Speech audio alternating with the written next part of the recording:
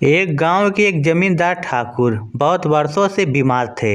इलाज करवाते हुए कोई डॉक्टर, कोई वैद्य नहीं छोड़ा, कोई टोने टोटके करने वाला नहीं छोड़ा, लेकिन कहीं से भी थोड़ा सा भी आराम नहीं आया। एक संत जी गांव में आए, उनके दर्शन करने वह जमींदार भी वहां गया और उन्हें प्रणाम किया। उसने बहुत दुखी मन से कहा, महात्मा जी, मैं इस गांव का जमींदार हूँ। सैकड़ों बीघे जमीन है मेरे पास। इतना सब कुछ होने के बावजूद मुझे एक लाइलाज रोग है जो कहीं से भी ठीक नहीं हो रहा है। महात्मा जी ने पूछा, क्या रोग है आपको?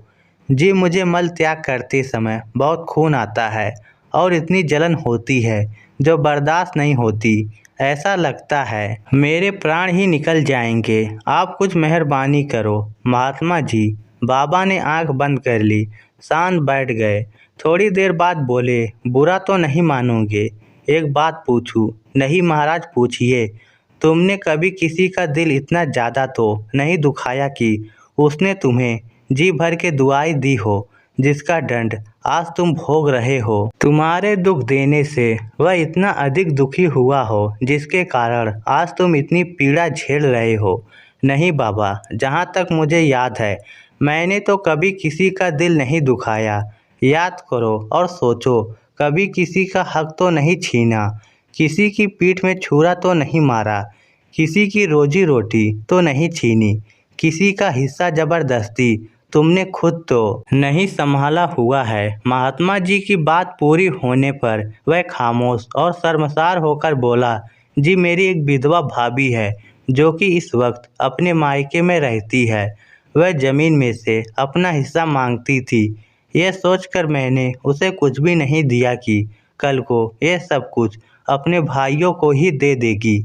इसका क्या पता। बाबा ने कहा, आज से ही उसे हर महीने 100 रुपये भेजने शुरू करो। यह उस समय की बात है जब 100 रुपये में पूरा परिवार पर जाता था। उसने कुछ रुपए भेजना शुरू कर दिया। 2-3 हफ्तों के बाद उसने बाबा से आकर कहा, जी, मैं 75% ठीक हूँ। महात्मा जी ने सोचा कि इसे तो पूरा ठीक होना चाहिए था, ऐसा क्यों नहीं हुआ?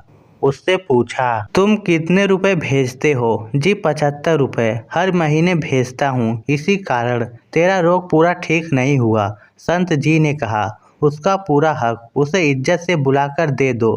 वह अपने पैसे को जैसे मर्जी खर्च करे, अपनी जमीन जिसे चाहे दे दे, ये उसकी मिल्कियत है, इसमें तुम्हारा कोई दखल नहीं है। जानते हो वह कितना रोते रही है, जलती रही है, तभी आपको इतनी जलन हो रही है। जरा सोचो, मरने के बाद हमारे साथ क्या जाएगा? जमींदार को बहुत पछतावा हुआ। उसने फौरन ही अपने विधवा भाभी और उसके भाइयों को बुलाकर सारे गांव के सामने उसकी जमीन, उसके हक का पैसा उसे दे दिया और हाथ जोड़कर अपने जुल्मों की माफ़ी मांगी। उसकी भाभी ने उसे माफ़ कर दिया और उसके परिवार को खूब आशीर्वाद दिया। जमींदार का रोग शीघ्र ही पूरी तरह से ठीक हो गया। अगर आपको भी ऐसा कोई असाध्य रोग है तो ज़रूर सोचना, कहीं मैंने किसी का हक तो नहीं छीना, किसी की पीठ में छुरा तो नहीं घोंपा, किसी का इतना दिल तो नहीं दुखाया हुआ है कि वो बेचारा इतना बेबस था कि तुम्हारे सामने कुछ कहने की हिम्मत भी ना कर सका होगा। लेकिन उस बेचारे के दिल से आहें निकली होगी जो आपके अंदर रोग पैदा कर रही है, जलन पैदा कर रही है। याद रखो, परमात्मा की लाठी बिल्कुल बेआवाज़ है। इस स्टोरी को लेकर आपकी क्या राय है? नीचे कमेंट करके हमें ज़रूर बताइएगा। धन्यवाद।